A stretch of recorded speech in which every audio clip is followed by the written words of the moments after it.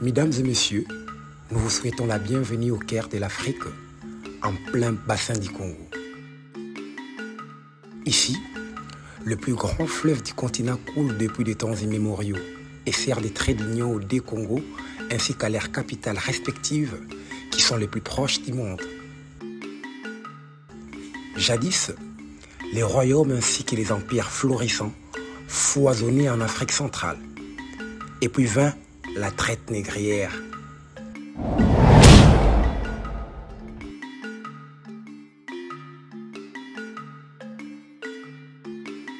Période au cours de laquelle des millions de populations noires furent traquées, déportées, chosifiées, commercialisées, puis instrumentalisées dans de divers champs, aux Amériques, en Europe et un peu partout dans le globe. Bienvenue dans cette première édition du Big Bridge, présentée par Madame Inès Tshibamou Beneshai et réalisée par Monsieur Stani Mambimbi.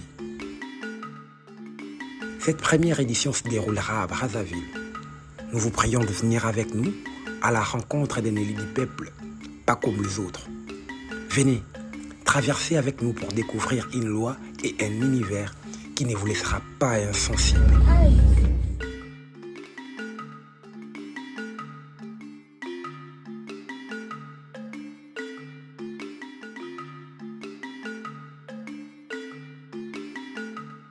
Monsieur Ferréol constate Patrick Gassakis, pour votre gouverne, n'est pas qu'un simple honorable. Il est né à Ouandou en juin 1962 dans le département de Kivette, dans la République du Congo. Mbouta Ferréol est diplômé des études supérieures spécialisées en relations internationales, études stratégiques et politiques de défense. Il a étudié à l'école des hautes études internationales en France jusqu'à 1987. Il est écrivain et poète avec plusieurs ouvrages tels que Les hasards du destin, Frikia, Pèlerin des âges ou encore La foi des Ferréol. Chroniqueur culturel et écrit depuis des années dans les dépêches de Brazzaville sur des sujets variés liés à la culture, à l'identité, à l'histoire et à plein d'autres sujets passionnants.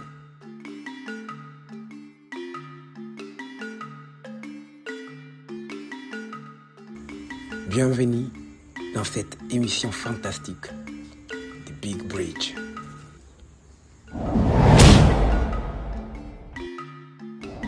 Entre Kinshasa et Brazzaville, deux villes sœurs, nous voici sur le fleuve Congo. Nous allons découvrir ensemble l'honorable Gassakis qui va nous parler de sa proposition de loi à l'Assemblée nationale du Congo-Brazzaville. Et surtout, il va nous dire comment a été le début, les tenants et les aboutissants de cette proposition de loi sur les afro-descendants. D'abord, permettez-moi de vous souhaiter la bienvenue. J'ai pris un grand plaisir à découvrir l'ONG Vutuka. Nous avons eu des échanges très fructueux et voilà. Ça m'a tellement plu qu'aujourd'hui vous venez vers moi. Donc, soyez assurés que je suis heureux de vous recevoir. Merci beaucoup. Et surtout que, comme vous l'avez signifié, il est question d'évoquer justement la proposition de loi que je porte au niveau de l'Assemblée. Bon, vous savez comme on dit, Vox Populi, Vox Dei. Donc la voix du peuple, c'est la voix de Dieu. Et puis nous sommes justement les représentants de ce peuple-là. Et de mon point de vue, le député, justement, l'élu, c'est celui qui fait la volonté et ce sont les populations qui, quelque part, nous donnent du grain à moudre. Et donc, tout simplement, souvent, nous avons apprécié un peu les idées, les propositions qui nous sont faites par les populations, notamment de notre circonscription. Et là, en l'occurrence, parce qu'il faut aussi le rappeler, un député n'a pas un mandat impératif, c'est un mandat national. Donc, à travers tout le territoire, nous sommes supposés nous exprimer.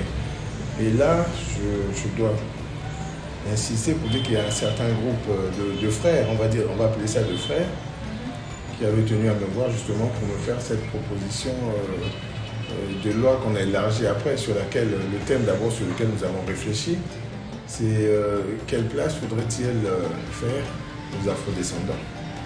Et partant, nous avons longuement médité, mûri un peu cette réflexion et ça s'est transformé après en proposition de loi. Donc je peux citer pêle-mêle Dominique Batota, il y a le professeur Franck Nganga, c'est un historien, et ils sont nombreux comme ça. Il y a Ikea, ils sont plusieurs, ce sont des frères qui sont venus voir pour que justement nous échangions et nous voyons de quelle manière on pourrait porter justement cette proposition de loi. L'honorable Jérémy Lissouba, l'honorable Férian Constant Patrick Ngasaki. Alors, comment cette loi s'inscrit-elle dans le contexte historique de l'esclavage transatlantique et de la déportation depuis le lieu symbolique comme les biais des Luango? C'est-à-dire qu'il s'agit aussi de nous réapproprier l'histoire. Parce que nombreux, aujourd'hui on parle des générations, des jeunes générations qui n'ont pas forcément connu cette histoire, notre passé au niveau du continent qui a été très lourd. La traite des esclaves, mais nous a coûté un lourd tribut. En réalité, aujourd'hui, je pense que nous continuons à payer justement cette déportation. Ce sont des centaines de millions d'Africains qui ont été déportés à travers les Amériques et les Caraïbes. Donc, nous réfléchissons et au regard de ce qui se passe notamment dans ces mêmes Amériques, nous nous rendons compte qu'une certaine catégorie des populations n'est pas toujours acceptée après plusieurs siècles, plusieurs siècles. Et en réalité, il y a toujours ce qui est prôné, c'est ce retour aux sources. Ce retour un peu comme certains pays comme le Ghana, le Bénin l'ont clairement proclamé, c'est le retour aux sources africaines. Donc ils sont nombreux comme ça, les afrodescendants, qui souhaiteraient justement apporter. En tout cas, ils se sentent un peu ce devoir de mémoire, ce devoir de contribution à travers l'Afrique, parce qu'on leur a fait comprendre, quoi qu'il en soit, que malgré nonobstant ces exils forcés, ils ne sont pas chez eux ailleurs. Donc nous avons un peu réfléchi notamment, et puis en ce qui concerne la baie de Luango, vous devez savoir, il y a aussi une restitution qu'on doit faire vis-à-vis de l'histoire. Et vous représentez justement l'ONG Vutuka, et il y a beaucoup d'historiens. En réalité, il faut rappeler que sur la baie de Luango, la traite négrière transatlantique, et peut-être, et sans doute, parce qu'aujourd'hui, je ne dirais pas peut-être, sans doute, le mouvement qui a été le plus important. L'UNESCO aujourd'hui parle de 200 millions de déportés. Et c'est vrai que lorsqu'on parle de traite négrière, on parle d'esclavage, on a l'impression que le gros mouvement s'est effectué depuis les côtes occidentales, notamment vous avez aujourd'hui des ports comme l'île de Gorée, vous avez Ouida, mais en réalité, on a souvent, je ne sais pas comment expliquer cela, et c'est pourquoi nous avons estimé qu'il fallait reproduire déjà la baie de Luango pour rappeler que le plus fort mouvement, le plus grand mouvement esclavagiste entre le 16e et 19e siècle s'est passé à ce niveau-là. Bien, le suivant, honorable Férian Constant Patrick Ngasaki. Vous avez la parole. Merci, honorable président. Monsieur le Premier ministre, chef du gouvernement.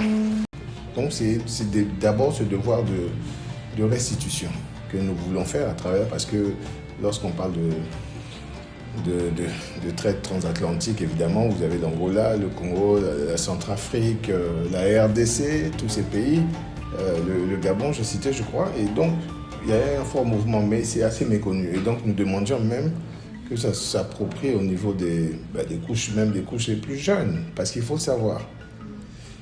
Et voilà comment nous nous sommes dit qu'il fallait quand même quelque part réhabiliter cela. C'est pourquoi la baie de Luango, vous voyez bien qu'il y a des réhabilitations, et notre partenaire, la France, qui insiste beaucoup sur le mémorial, est en train même d'aider le département de la culture pour réhabiliter la baie de Luango. Il y a un musée qui est en train de se construire pour justement en hommage, et sur cet espace-là qui justement a vu des centaines de millions être déportés.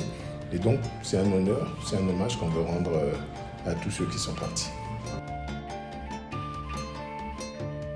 pensez-vous de cette loi peut contribuer à une bonne réforme des réparations ou des réconciliations mémorielles?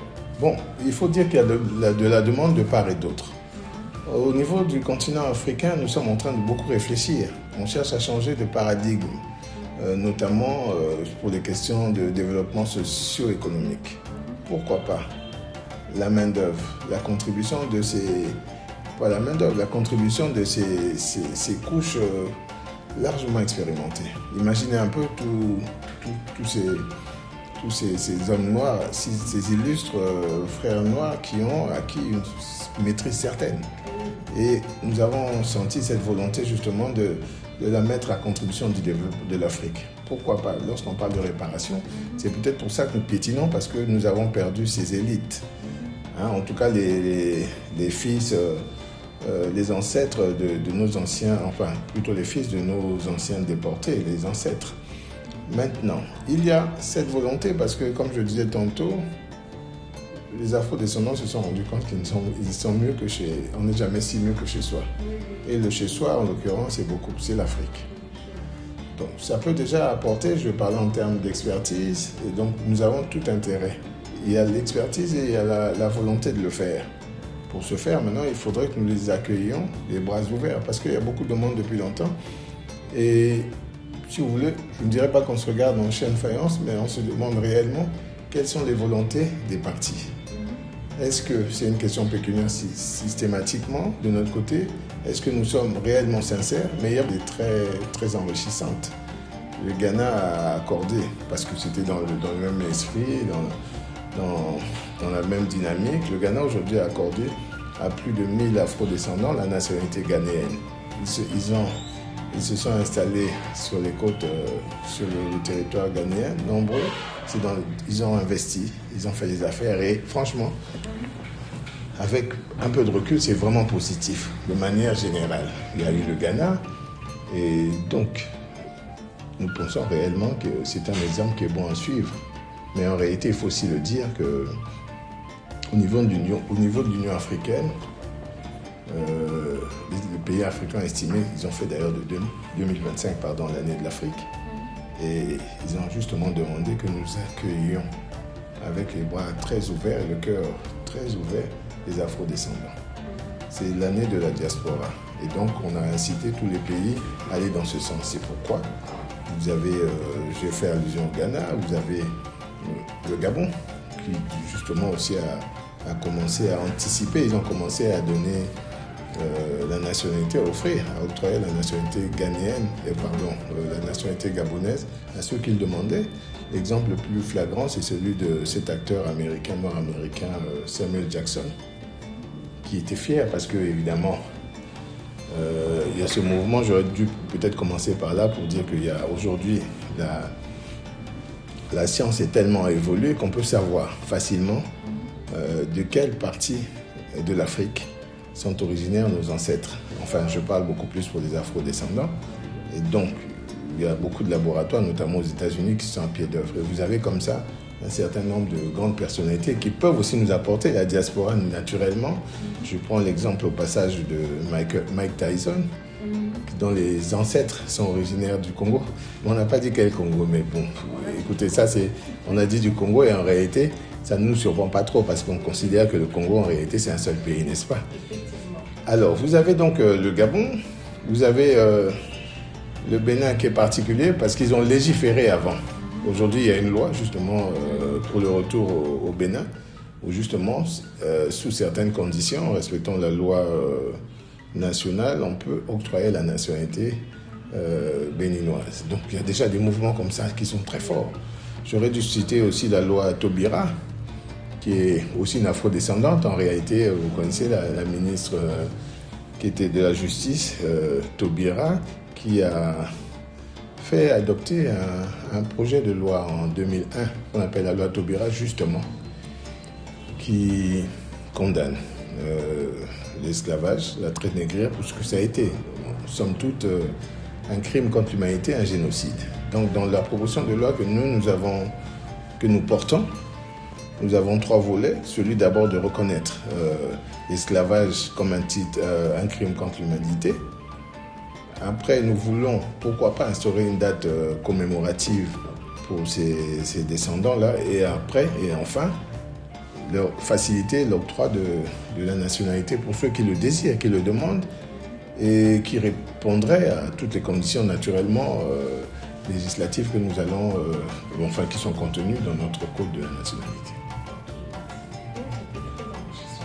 À propos du contenu de la loi, monsieur le député, quelles sont les principales mesures prévues dans cette loi pour faciliter les mesures des afro-descendants?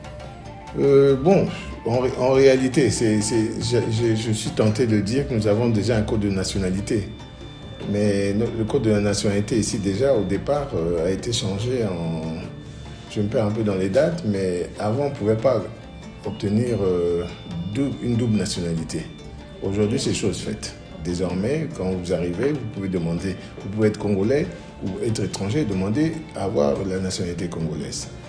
Donc nous voulons faciliter, accorder en tout cas tous les droits, octroyer tous les droits à ceux qui le désiraient. D'abord il faut brandir cette preuve à travers l'ADN, je l'ai dit tantôt, vous avez l'ADN, vous avez...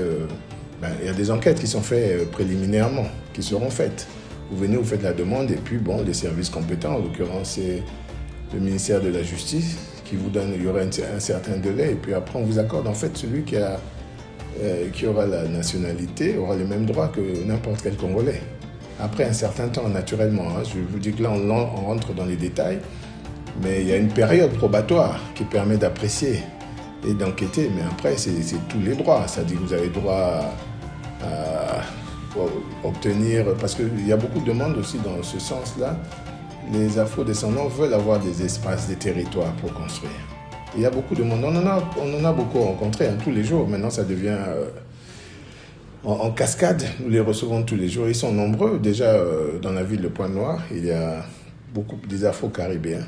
Certains même acquis déjà en prévision de cette loi ou tout simplement parce que ils ont décidé un beau jour comme ça de rentrer en Afrique. Donc il y a déjà beaucoup de volonté, mais pour répondre aussi à votre question, c'est que celui qui pourrait obtenir cette nationalité jouirait de tous les droits dont juste les autres Congolais. Merci beaucoup, honorable. À propos de la dimension diplomatique, avez-vous engagé un dialogue avec d'autres pays de la région du bassin du Congo sur cette question? Oui, absolument. Mais d'ailleurs, pas si loin de nous, la RDC. Parce que nous avons même... Mais c'est avec le plus grand plaisir que moi, je prends la mesure de mettre à disposition ma proposition de loi. Je l'ai envoyée en RDC parce que je sais qu'on est aussi en train de travailler dans cette direction au niveau de mes collègues. Nous avons travaillé aussi avec certains parlementaires de la République du Bénin, avec le Gabon, oui forcément, je l'ai dit, ceux qui étaient déjà bien avancés sur la question. Et nous avons aussi une très belle relation, une très belle coopération avec une ONG qui est très puissante qui s'appelle les États de la diaspora, qui se constitue comme le énième pays d'Afrique et qui crée même des partenariats avec les États africains. Aujourd'hui, il y a un gouvernement, M. Louis-Georges Tin. Et donc, nous avons, et ce gouvernement justement est composé de plusieurs natifs des pays africains, de tous les pays africains. Et donc, c'est vraiment représentatif de la volonté de la diaspora de s'exprimer. Et nous avons justement une relation très suivie. Et en réalité, je peux même me permettre de dire que la République française attend avec beaucoup d'impatience la conclusion, en tout cas l'adoption de cette loi, parce que justement, elle est dans le juste fil droit de la loi Taubira. Enfin, sous mon impulsion, pas particulièrement. Je l'ai dit tantôt. Je l'ai dit tantôt. C'est une recommandation très, très honnête, très franche de l'Union africaine. L'Union africaine, ce sont tous les États africains. C'est une résolution qui a été prise. Nous parlons en termes législatifs. C'est une loi supranationale, donc qui est au-dessus des lois nationales, puisque c'est la volonté des Africains d'aller dans un même cheminement. Donc, en réalité, c'est de ça qu'il s'agit, c'est un processus qui est en train de se développer progressivement. En fait, j'ai failli dire lentement, mais en fait, il va plutôt rapidement. Et certains n'ont pas trop bien compris, n'ont pas compris le sens la quintessence de ces actions que nous menons, mais en fait, c'est comme dirait quelqu'un, c'est une porte qui est ouverte, qu'on a l'impression qu'on pense défoncer. En réalité, c'est l'impulsion. Et à l'époque, quand je parle de cette résolution de l'Union africaine, c'est le Togo qui était justement chargé d'aller à travers les pays et porter. Aujourd'hui, donc, il y a plusieurs aspects. On vous avait parlé tout à l'heure de réparation, mais ce n'est pas spécialement une question pécuniaire. C'est beaucoup plus une question mémorielle, on va dire. C'est la mémoire. Nous avons l'obligation d'avoir une pensée pour tous ces millions de déportés, toutes ces âmes qui se sont parties, qui ont été exilées de force. Et donc, vraiment, c'est d'abord ça. Ce n'est pas une question de réparation. On va demander, par exemple, à la France de nous rembourser. Nous n'étions pas des États constitués à l'époque. La réparation, là, elle est beaucoup plus au niveau mémoriel. C'est ce qu'il faut bien noter maintenant. Ce sur quoi nous pourrons comptabiliser, ce sont les expertises. Ce sont les capitaux qui pourraient amener, parce qu'aujourd'hui, ce continent qui est le continent le plus riche a besoin de plus d'expertise pour qu'il soit mieux développé. Il n'y a aucun continent aujourd'hui à travers la planète Terre qui puisse rivaliser avec l'Afrique. Mais il faut pouvoir sortir et nous devrions pouvoir nous-mêmes jouir de ces richesses. Merci, honorable. Dans ces cas, peut-on imaginer un corridor législatif, régional, donc une forme de solidarité? Mais absolument. Je veux dire contre les États autour de ces... Mais absolument. Absolument, c'est pourquoi j'ai beaucoup insisté sur l'Union africaine. L'Union africaine, c'est à ça qu'elle appelle. Nous devons avoir, nous avons pratiquement les mêmes repères. Je parlais tout à l'heure de la loi supranationale, qui est celle de l'Union africaine, qui est celle le droit communautaire international. Et en réalité, il s'agit de ça. Ce corridor législatif, c'est ce pourquoi nous sommes en train, ce à quoi nous travaillons actuellement.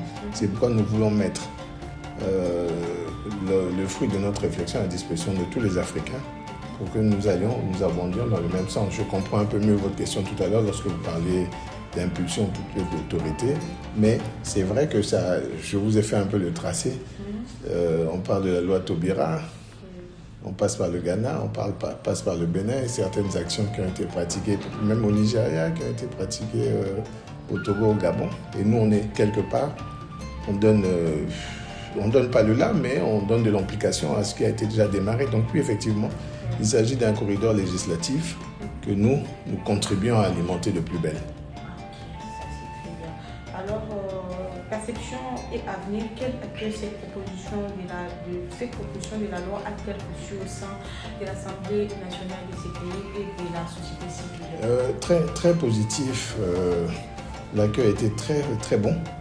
Nous avons eu une petite, je ne sais pas comment on peut appeler ça, contradiction, parce que l'exécutif a estimé qu'il fallait mûrir un peu plus la question, ce qui avait été fait. Donc nous avions, notre chambre avait acté pour que lors de la session précédente, cette proposition de loi soit adoptée. Mais bon, il y a eu ce petit couac là au niveau de l'exécutif qui a fait que ça a été reporté pour la prochaine session. Donc je gage que là, en octobre, nous ouvrons et au plus tard, en décembre, nous aurons adopté, on aura terminé avec ça, on va passer à autre chose. Donc l'accueil, il est très favorable et de part et d'autre. On estime que c'est une très belle loi. En tout cas, au niveau de l'Assemblée, ça a été largement approuvé. Tout simplement, il suffit de l'adopter. Ça sera fait là pour la prochaine session. Alors, comment prévoyez-vous d'assurer sa mise en œuvre concrète sur le terrain? Bon, on devrait aller un peu partout. C'est vrai qu'il faut... mais il faut l'accord et l'aide de tout le monde. C'est-à-dire que j'insiste beaucoup parce que nous sommes dans le cadre communautaire, notamment au niveau de la sous-région. Nous avons la CEMAC, nous avons tous ces ensembles politiques qui devraient y contribuer. C'est-à-dire que il y a plusieurs étapes. La première, c'est le combat, le défi législatif. Vous l'avez dit, on parle d'un corridor. Une fois que c'est fait, il faudra faire beaucoup de communication. Il faudra aller à travers... Mais bon, c'est vrai que nous avons les représentations diplomatiques. Il y a un travail à faire qui sera à faire en amont pour que justement tout le monde soit un peu interrogé. Vous savez, interpellé. Je vous ai parlé tout à l'heure des tests d'ADN, mais ça aussi, parce qu'on ne sait peut-être pas assez, mais au niveau de nos sociétés respectives, il y a des laboratoires qui sont en mesure de le faire. Et vous voyez, c'est déjà un plus aussi, ça apporte quelque chose de la plus-value à nos États. Donc il y a un travail à faire, et ce sera essentiellement de la communication. Je veux juste constater avec beaucoup de plaisir, je sais gré à Monsieur le Premier ministre, chef du gouvernement, d'avoir répondu à ma question. Je suis aussi très heureux. Tout simplement que nous avons très bien perçu le message, parce que c'est de ça qu'il s'agit. Lorsque vous allez aux États-Unis, vous voyez le mouvement Black Lives No Matter. C'est compliqué. Il y a beaucoup d'émeutes. C'est-à-dire qu'on a beau faire penser qu'il faille s'adapter, c'est difficile. L'Afrique est aujourd'hui un continent, une terre vierge en tout cas, qui regorge de potentialités, en tout cas environnementales. Donc il y a de la place pour tout le monde, pour tous les afro-descendants. Et nous avons ce devoir. Donc en réalité, je dirais aux afro-descendants, venez. Nous vous attendons avec la première énergie et en réalité, venez. C'est-à-dire que nous devons contribuer tous à ce que ce continent-là aille de l'avant. Et je pense que, moi, personnellement, ça n'engage que moi. Je pense que le déclencheur, le détonateur qui nous manquait, c'était celui des afro-descendants. La diaspora, on l'a un peu trop négligée alors qu'elle peut permettre de changer quelque part de manière très significative le paradigme. On peut parler un nouveau message maintenant avec eux. Donc, en tout cas, je pense qu'une grande majorité des Africains, comme moi, pensent que la solution passe par là. Et nous sommes prêts à les accueillir, les bras ouverts, pour que nous travaillions ensemble, vraiment dans la fraternité et la volonté justement de mieux faire. D'accord, merci Excellence. Alors, un mot pour l'ONG Vutuka qui nous a envoyé ici, avec qui vous rencontrerez très prochainement et toute l'équipe. Mais je vous l'ai dit d'emblée, en entrée, j'ai été très heureux de faire la connaissance de tous ces frères. Ce ne sont que des parents et très animés, très motivés. Et justement, ce qui nous rapproche, c'est justement l'apport de la diaspora. Et nous avons discuté, il a été créé des plateformes à travers les réseaux et c'est très bien. Je ne peux qu'encourager ce genre d'initiative et je suis heureux. Vous voyez, ça s'est matérialisé. Vous êtes en face de moi aujourd'hui. Ça veut dire que c'est vraiment quelque chose d'utile. C'est une plus-value inestimable. Donc, que dire de plus? Je pense que je leur ai fait beaucoup d'éloges et ils ont apprécié sa juste valeur, sans doute, le travail que je fournis aussi au niveau de l'Assemblée ici au Congo, notamment en portant cette proposition de loi. Ça fait que nous sommes vraiment en phase. Et j'espère, on va continuer, on va aller comme ça, crescendo et de manière plus rapidement après.